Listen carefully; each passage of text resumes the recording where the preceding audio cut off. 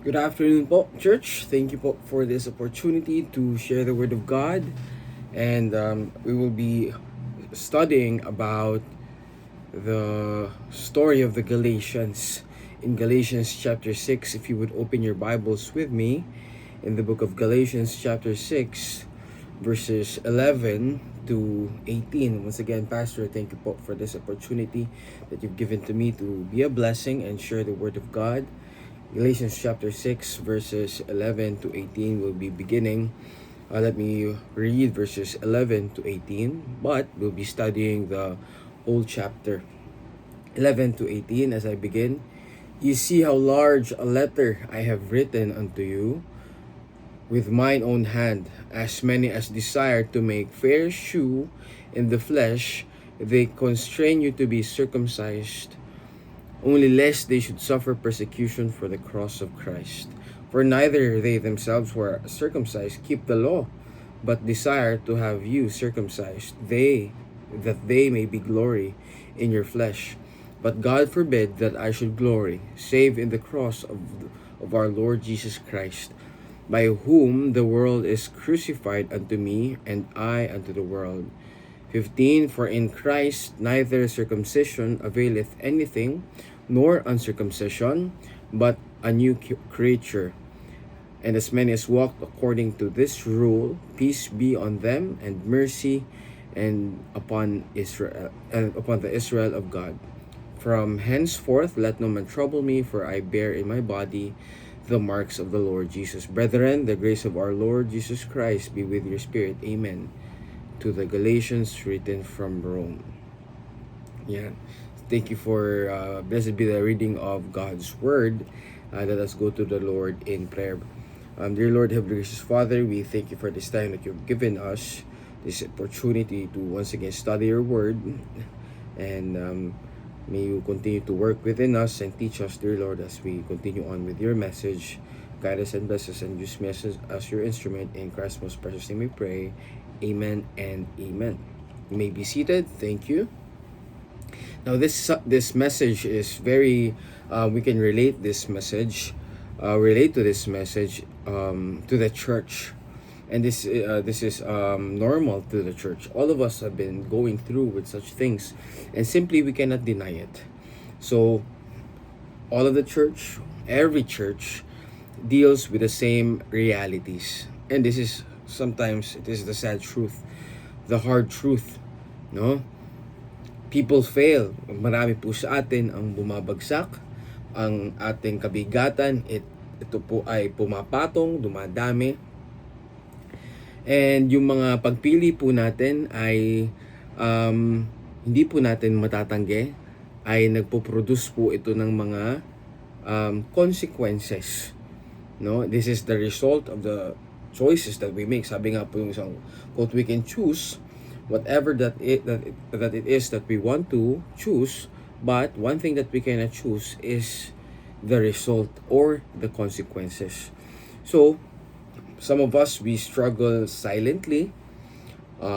Others, they fall openly. No, it is evident, we can see it.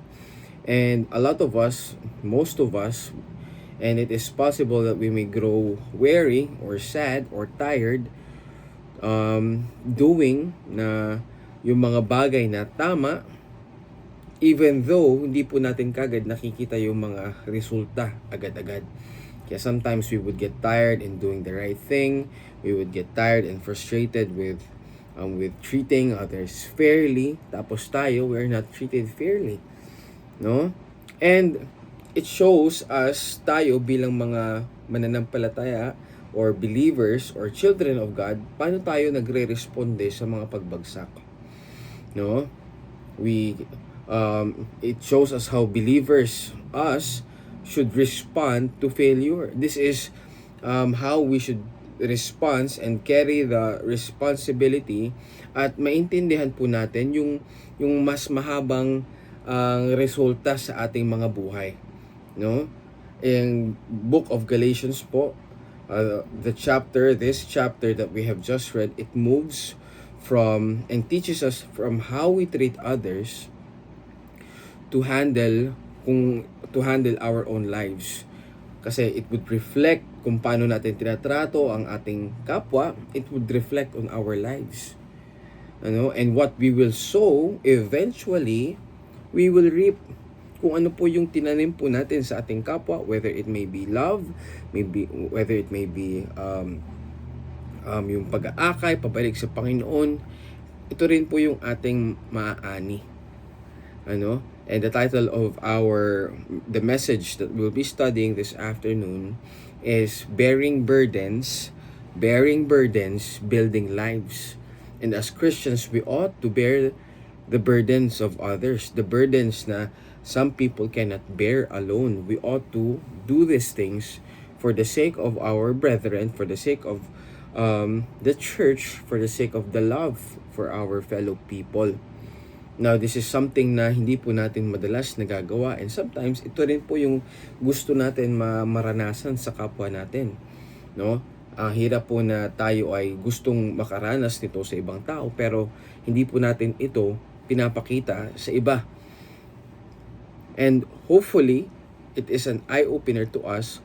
We realize that hindi naman po lahat tayo ay nagpapatuloy, na hindi po tayo pwedeng dire-diretso along somewhere between the lines.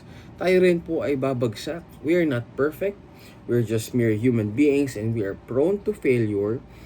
And when we have failed, the Bible is teaching us na tayo po ay marirestore. And when somebody else has failed, the Bible is also teaching us that we ought to restore them. We ought to restore those who have experienced sin. Now, if you would go back to the verse in Galatians chapter 6 verse 1, sabi po doon, Brethren, if a man be overtaken in a fault, but ye which are spiritual, restore such an one in the spirit of meekness, considering thyself, lest thou be tempted. Point number 1 po ang ating papag-aralan sa ating mensahe, Bearing Burdens, Building Lives. Point number 1 is, we restore the fallen. Restore the fallen with weakness. Kaya nga po dun sa chapter 6 verse 3, For if a man think of himself to be something when he is nothing, he deceiveth himself.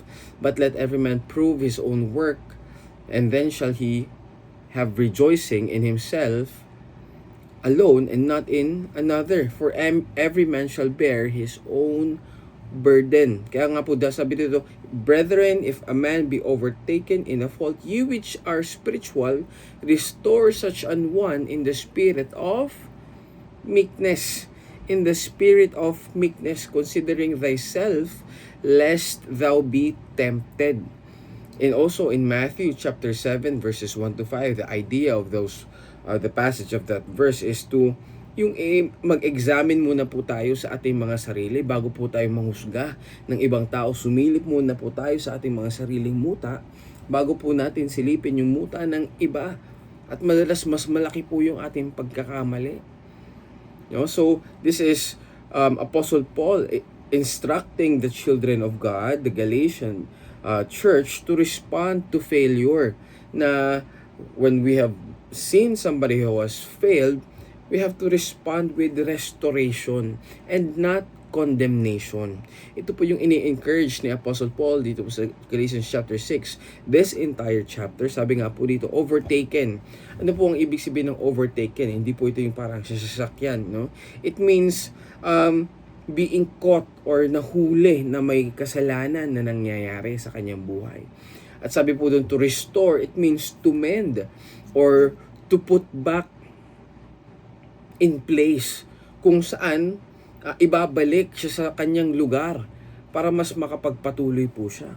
At sinabi po dun sa ibig sabihin po ng meekness, ang sabi po dun, to restore one person with meekness, it means kasama po ito ng humility and gentleness. When we restore a person, we have to be humble about it, and we restore them with gentleness. Hindi yung ibabalik pa po natin, ipapamukha pa po natin yung kasalanan po sa kanya. Ano po? At the same time, bear one another's burdens. Yet, ano po? Take personal responsibility as well for your own burdens. No? If you have this certain burden for yourselves pa, we have to be responsible about it. Kaya nga, this teaches us how to balance compassion at maging accountable din po tayo sa ating mga sarili. Kaya nga po, ang isang baling buto, it is simply cannot be ignored. Or, okay na yan, hayaan na lang natin na ito ay bali. No? But it is carefully being placed back into its place, into the joints, so that it can heal. No, it can heal. And when we mishandle putting it back to its place, it causes more damage. Madadamit yung mga ugat. The same thing with the church. The same thing with other people. We cannot simply mishandle restoring one person. Kasi if we are placing it back, without caution, without humility, without compassion, without love, it will cause more damage. Kaya nga po, when someone fails, the goal is not to expose their weaknesses, but to simply restore them with love. Restoration, it requires with humbleness, na parang hindi natin kailangan magpakataas na I am better than you. No. We are simply reaching out to them. Nagpapakumbaba din tayo. Nasasabihin natin na it's okay. I too have fallen at one point. And as Christ has forgiven me, Christ can also forgive you. So we must remember na tayo rin po ay capable sa pagbagsak. We must remember that we are also capable sa pagkakamali. No? Kaya a church that restores in meekness with humility and compassion, it reflects simply the heart of Christ. This is how Christ handles us. This is how Christ deals with His children. No? Now, another thing that the book of Galatians chapter 6 is teaching us in chapter 6, sabi po dito, let him that is taught in the word communicate unto him that teacheth in all good things. Verse 7, be not deceived. God is not mocked. For whatsoever a man soweth, that shall he also reap. For he that soweth to his flesh shall of the flesh reap corruption, but he that soweth to the Spirit shall of the Spirit reap life everlasting. And let us not be weary in well-doing, for in due season we shall reap if we faint not. As we have therefore opportunity, let us do good unto all men, especially unto them who are of the household of faith. Sabi nga po doon, be not deceived, God is not mocked. For whatsoever a man soweth, that he also shall reap. Kaya nga, nabanggit din po sa Hosea chapter 8 verse 7, sowing the wind. Ang aanihin po natin ay mas malaki, reaping the whirlwind, mas malakas na hangin. Kaya in 2 Corinthians 9 verse 6, it's simply teaching us na ito yung sowing and reaping. Kung ano yung ating itinanim, ito rin po yung magbubunga. And it also encourages us in the same book of 1 Corinthians 15:58 na ang ating labor, it is never in vain in Christ. Whether it is small, whether it is big, our labor in Christ will never ever be in vain. Kaya nga, life sa ating buhay po, it operates in a very spiritual principle. It is sowing and reaping. Ito po ay tunay sa buhay. Ito po ay babalik din po sa atin kung it may not come from the same person, kung saan ginawan mo ng maayos, but eventually somebody else will treat you the same way that you have treated others. But there are two directions na tinuro po dito sa chapter 6, verses 6 to 10. Sabi po doon, sow to the flesh, you will have corruption, but when you sow to the Spirit, you reap life everlasting. Kaya nga, this chapter is teaching us that all of our choices have consequences. All of the things that we will choose, whether it is of God or not of God, it will reap some type of result, some type of consequences, whether it may be good or bad. So these outcomes that the Word of God is teaching us, it is supposedly going to happen whether we like it or not. And it is just the way how just our God is. No? Pero it is also teaching us that as we are continuing to to plant, no? Magtanim ng mabubuting gawa sa ibang tao. At hindi po dapat tayong mananawa. Good works, that the things that we do for God, no, it requires perseverance. It requires consistency. It requires continuing. No, we cannot be tired. Though we can take a rest, yes, we can get tired, but it does not mean that we will quit. Kaya nga, in this life, per se, a farmer just, hindi po isang plant lang po yung tinatanim niya. A farmer does not plant just only one plant. It can be any type of seed, no? And pero syempre, pag nagtanim ang isang farmer ng isang seed, hindi pwede na mag-expect ang farmer ng ibang bunga. Kung ano ang tinanim ng farmer, yun rin po ang sisibol. Yun po magiging bunga nito. Kaya nga, if everyday we are planting seeds with our thoughts, with our actions, with our decisions, hindi man po tayo makakita kagad ng immediate na result, but harvest will truly come. The harvest truly will come. If you sow to the flesh, the outcome is what? Decay. It is temporary. But if we sow to the Spirit, to those that are eternally bound, it will reap life everlasting. Kaya let us not grow weary in doing well, in well-doing. So what we plant today will eventually shape our tomorrow. And this is a great promise of God as well, that each time that we do good things, the Lord will be guiding us as we plant these things, at siya po ang bahala sa resulta. What we have to do right now is to obey. Last point, and we will end here. Point number 3. The first point, we restore the fallen with meekness.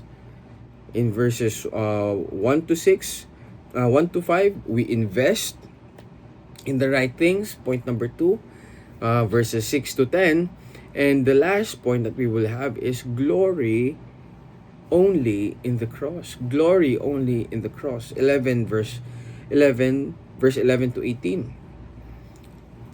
Sabi po dun, but God forbid that I should glory save in the cross of our Lord Jesus Christ. Ito po yung nasa verse 14. Whom the world is crucified unto me, and I unto the world. It is teaching us na dapat sa lahat ng ating ginagawa, sa lahat ng ating pagre-restore, sa lahat ng ating pagtanim, sa lahat ng mabubuting ating ginagawa, ultimately, it should point it back to Christ. Kaya nga we have the preaching of the cross. We are to preach the gospel of God, of Christ. It points it back to Christ. And as we are doing these things, we only glory, not for our own selves. Kaya nga po sabi po sa Philippians chapter 3 verse 8, we count all of this loss for Christ, for the sake of Christ. No, so this is the things that we should put our focus on. Kaya nga dito sa ating binasa po, if we would just read verses 11 to 18, Apostle Paul contrasts two sources of confidence. Ito po yung circumcision na nabanggit po dito sa ating last passages. It pertains to religion, no, circumcision, outward appearance, yung ating panglabas na itsura, and even sa pangalawang contrast, or the second contrast, is internal transformation. This is being a new creation in Christ, no? So when we glory in the cross, it means we are rejecting na tayo ay magmayabang. All glory belongs to God. In the center of our life, it points it back to the cross, on what Christ has done for us. What did the cross did for us? What did it do for us? The cross dealt with sin. Not exactly the cross, but Christ on the cross. No? And when Christ has already dealt with sin, when we have been saved, it redefines our identity. We are now identified with Christ. Now that we are identified with Christ, we as believers, we are separated from this world. We are separated from the world. This is ang tunay na po na pagiging tagasunod ni Kristo. Ito po ay hindi outward na makikita sa ating buhay, but ito ay makikita sa ating mga kilos, sa ating mga salita, sa ating itsura. Bago po ito lumabas sa ating itsura, it will begin deep down inside us. So a person, it may change their hairstyle, pwede ako magmukhang malinis today, pwede ako magbihis ng maayos today, pero without inner change, without the Holy Spirit changing my life, changing my heart, wala talagang nangyayari. Ang tunay po na ng pagbabago, it begins inside. No? It begins within. Kaya nga, our confidence is not something na ating nagawa. Ang ating confidence po, it is based on what Christ has done for us. So we only glory in the cross. So the cross should be the center of our faith. Ito po ay kung saan ang kasalanan ay napawi na at kung saan ang bagong buhay ay magsisimula. Kaya nga po, pag tayo po ay nagmayabang, when we boast, when we flex on some things, tayo nagmataas, there is always pride, we miss the heart of the gospel. No, we miss the heart of bearing burdens, and we will eventually not build lives but destroy lives kasi we only glory in ourselves. Kaya we ought to restore, no, others with humility as we end Galatians chapter 6. This is the pattern for a better living as Christians, to restore others with humility. Itanim ng may tamang pag-iisip na iniisip ang panghabang buhay. At ang ating sentro ng ating pamumuhay sa lahat ng ating ginagawa, it is based on the cross, on what Christ has done. So how are we living today as Christians? How are we treating our fellow Christians in the church?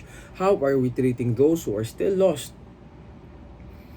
So we ought to live our lives with awareness. Kung alam po natin kung paano tayo kumikilos, we think about if it is Christ glorifying, how we treat others, kung paano po tayo nag-i-invest din sa ating sariling buhay, whether we invest eternally or we invest only for this world.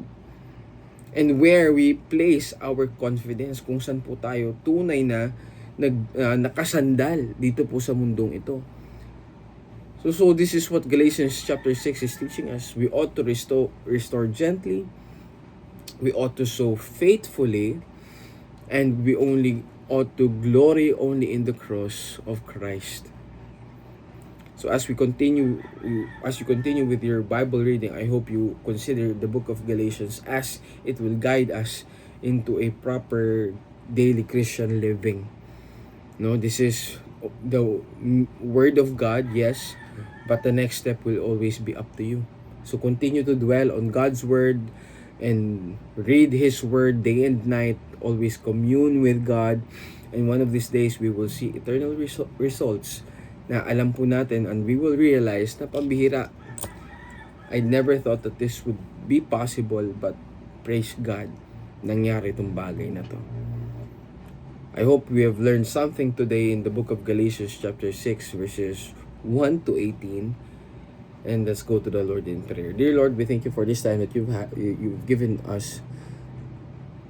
We pray that you continue to teach us and guide us with our lives, and continue to remind us in the things that we have to do and we need to do as your followers, as your children.